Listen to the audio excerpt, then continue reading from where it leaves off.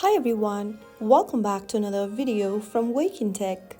In this video, we will be learning how you can turn on Do Not Disturb on your iPhone. To enable Do Not Disturb on your iPhone to avoid unwanted notifications, calls or alerts, first of all, go ahead and swipe down from the top right corner of your iPhone right from the battery logo, and once you see this System Settings menu, tap on Focus.